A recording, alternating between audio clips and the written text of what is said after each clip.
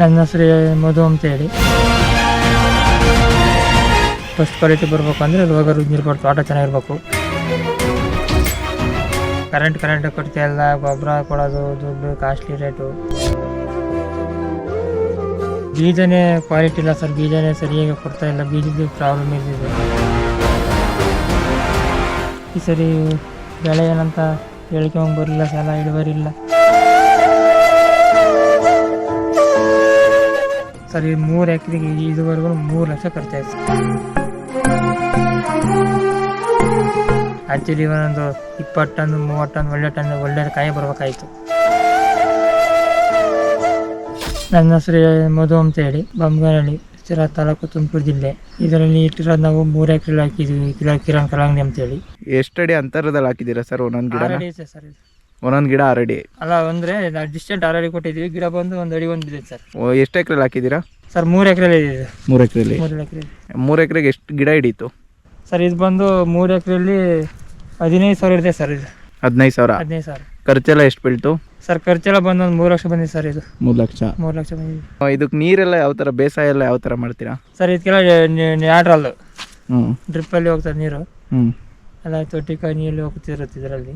ಎಷ್ಟು ದಿನಕ್ಕೆ ಒಂದ್ಸಲ ಬಿಡ್ತೀರಾ ಸರ್? ಇದಕ್ಕೆ ಈಗ ಸ್ಟಾರ್ಟಿಂಗಲ್ಲಿ ಕಡಿಮೆ ನೀರು ಬಿಡ್ಬೇಕಾಗುತ್ತೆ. ಹುಟ್ಟು ಬೆಳೆ ಹಾಕ್ಬೇಕಾದ್ರು ಸ್ವಲ್ಪ ಬ್ಲಡ್ ಜಾಸ್ತಿ ಹಾಕ್ಬೇಕು. ಹುಟ್ಟು ಬೆಳೆ ಆದ್ಮೇಲೆ ಸ್ವಲ್ಪ ನಾವು ಒಂದು 20 ದಿನ ಲೆಕ್ಕಾಚಾರಕ್ಕೆ 25 ದಿನ ಲೆಕ್ಕಾಚಾರಕ್ಕೆ ಸ್ವಲ್ಪ ಲಿಮಿಟ್ ಹಾಕೊಡ್ಬೇಕು. ಅಂದರೆ ದಿನ ಬಿಟ್ಟು ದಿನ ಒಂದು ಅರ್ಧ ಗಂಟೆ ಕಾಲು ಗಂಟೆ ಸ್ವಲ್ಪ ರೇಂಜ್ ಮಾಡ್ಕೊಂಡು ತೊಗೋಬೇಕು. ಅದಾದಮೇಲೆ ಸ್ವಲ್ಪ ಪೀಸ್ ಬಿದ್ದಾದ್ಮೇಲೆ ಸ್ವಲ್ಪ ನೀರು ಜಾಸ್ತಿ ಕೊಡಬೇಕು, ಕಾಯಿ ಇಗ್ಬೇಕಲ್ಲ, ಹಂಗಾಗಿ ನೀರು ಜಾಸ್ತಿ ಕೊಡ್ಬೇಕಾಗುತ್ತೆ. ಅದಾದಮೇಲೆ ಗೊಬ್ಬರಗಳ್ನ ಸ್ವಲ್ಪ ಟೈಮ್ ಟು ಟೈಮ್ ಕೊಡ್ಬೇಕಾಗುತ್ತೆ. ನಾವು ಗೊಬ್ಬರ ಕೊಟ್ಟಾದ್ಮೇಲೆ ಸ್ವಲ್ಪ ಔಷಧಿಗಳು ಜಾಸ್ತಿ ಹೊಡಿಸ್ಕೊಂಬತ್ತೆ ಸರ್. ಸ್ವಲ್ಪ ವೈರಸ್ ಸರ್, ಈ ಸರಿನ ಬೀಜದಲ್ಲೇ ವೈರಸ್ ಬಂದಿದೆ. ಏನು ಬೆಳೆ ಬೆಳೆಯೋಕ್ಕಾಗ್ತಾ ಇಲ್ಲ. ಈ ಬೆಳೆಯಲ್ಲಿ ಏನು ನಮಗೇನು ಲಾಭಾಂಶ ಇಲ್ಲ, ಖರ್ಚನೂ ಇಲ್ಲ. ಗಿಡ ಹಾಕಿ ಎಷ್ಟು ದಿನಕ್ಕೆ ಗೊಬ್ಬರ ಕೊಡ್ತೀರಾ ಸರ್? ಗಿಡ ಹಾಕಿ ಇದಕ್ಕೆ ಒಂದು 8 ದಿನದಿಂದ 10 ದಿನ ಬಿಟ್ಟಾದ್ಮೇಲೆ ಗೊಬ್ಬರ ಸ್ಟಾರ್ಟ್ ಮಾಡ್ಬೇಕು ಸರ್. 8 ದಿನ 10 ದಿನ ಬಿಟ್ಟು ಹುಟ್ಟು ಬೆಳೆ ಎಲ್ಲ ಆದಮೇಲೆ ಸ್ಟಾರ್ಟ್ ಮಾಡ್ಬೇಕು ಗೊಬ್ಬರ ಕೊಡೋಕ್ಕೆ. ಒಂದೇ ಸಲನ ಕೊಡೋದು? ಒಂದೇ ಸಲ ಕೊಡಂಗಿಲ್ಲ ಸರ್. ಇದಕ್ಕೆ ಅಂತಂದ್ರೆ ಕೊಡ್ಕೊಂತ ಹೋಗ್ತಿರ್ಬೇಕು. ಆಮೇಲೆ 3 ದಿವಸಕ್ಕೂ 4 ದಿವಸಕ್ಕೂ ಒಂದ್ಸರಿ ಕೊಡ್ತಾ ಹೋಗ್ತಿರ್ಬೇಕು. ಎಷ್ಟು ತಿಂಗಳು ಬೆಳೆ ಇದು ಸರ್? ಇದು ಬಂದು 70 ದಿನ ಬೆಳೆ ಸರ್. 70 ದಿನ? 65 ದಿನಕ್ಕೆ ರೆಡಿ ಇರುತ್ತೆ, 70 ದಿನ ಕಟಿಂಗ್ ಆಗೋದಿರುತ್ತೆ. ಎಷ್ಟು ದಿನಕ್ಕೆ ಇದು ಪೀಚು ಹೂವು ಸ್ಟಾರ್ಟ್ ಆಗುತ್ತೆ ಸರ್? ಇದು ಬಂದು 30 ದಿನ ಬೇಕು ಸರ್. ಇದು ಪೀಸು ಕಾಣಕ್ಕೆ 25ರಿಂದ 30 ದಿನಕ್ಕೆ ಅಲ್ಲಿ ಪೀಸ್ ಬೀಳ್ತಿರ್ತಾವಲ್ಲಿ. ಯಾವ್ಯಾವ ರೋಗಗಳು ಬರ್ತವೆ ಈ ಕಲ್ಲಂಗಡಿಗೆ ಮೂತ್ರ ಬರುತ್ತೆ. ಮೂತ್ರ ಬಂದಾದ್ಮೇಲೆ ಇದಕ್ಕೆ ವೈರಸ್ ಅಟ್ಯಾಕ್ ಆಗ್ಬಿಟ್ರೆ ಭಾರಿ ಕಷ್ಟ. ಎಲೆ ಒಣಗೋದು, ಸುಟ್ಟಂಗಾಗೋದು, ಬೆಂಕಿ ಸಿಡಿ ಬಂದ್ಬಿಡುತ್ತೆ, ತಲೆಮೂತ್ರ ಆಗೋದು. ಕಾಯಿಗೆ ವೈರಸ್ ಅಟ್ಯಾಕ್ ಆಗ್ಬಿಡುತ್ತೆ. ಆಮೇಲೆ ಕಾಯಿ ಬಲ್ತಾದ್ಮೇಲೆ ಕಾಯಿ ಬರುತ್ತೆ. ಫಸ್ಟ್ ಎಲಿಗಿರುತ್ತೆ, ಆಮೇಲೆ ಕಾಯಿ ಬರುತ್ತೆ ವೈರಸ್ಸು.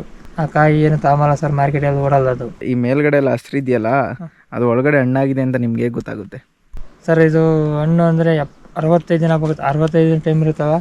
60 ದಿನದ ಮೇಲೆ ಹಣ್ಣು ಬರ್ಬೇಕಲ್ಲ, 65 ದಿನದೊಳಗೆ ಗೊತ್ತಾಗುತ್ತೆ ಹಣ್ಣು ಬಂದೈತೆ ಬಂದಿಲ್ಲ ಅಂತ.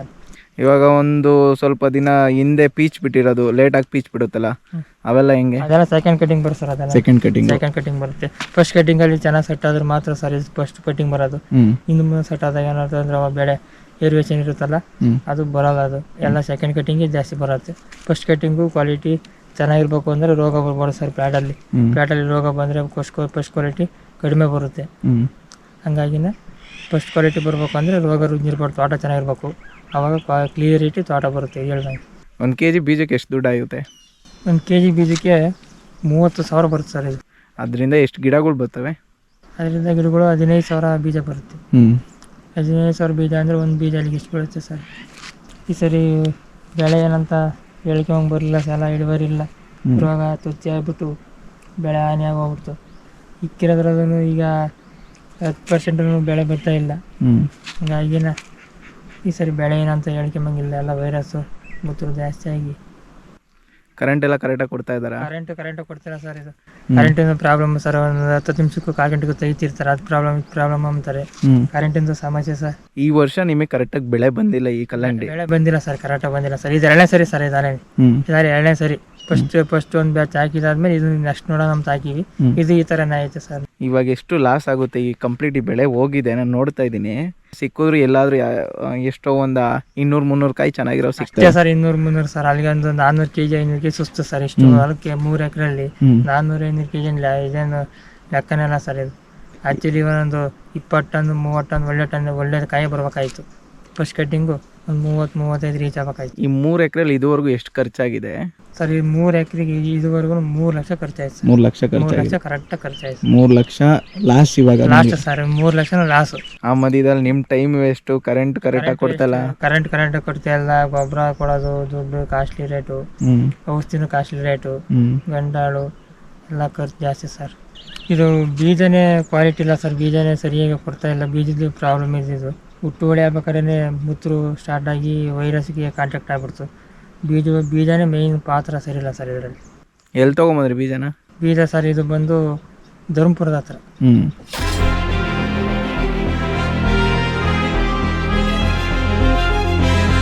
ನನ್ನ ಹೆಸರು ಮಧು ಅಂತ ಹೇಳಿ. ಫಸ್ಟ್ ಕ್ವಾಲಿಟಿ ಬರಬೇಕು ಅಂದರೆ ರೋಗ ರುಜಿನ ಇರ್ಬಾರ್ದು, ತೋಟ ಚೆನ್ನಾಗಿರ್ಬೇಕು. ಕರೆಂಟ್ ಕೊಡ್ತಾ ಇಲ್ಲ, ಗೊಬ್ಬರ ಕೊಡೋದು ದುಡ್ಡು ಕಾಸ್ಟ್ಲಿ ರೇಟು. ಬೀಜನೇ ಕ್ವಾಲಿಟಿ ಇಲ್ಲ ಸರ್, ಬೀಜನೇ ಸರಿಯಾಗಿ ಕೊಡ್ತಾ ಇಲ್ಲ, ಬೀಜದ ಪ್ರಾಬ್ಲಮ್ ಇದ್ದಿದ್ದು.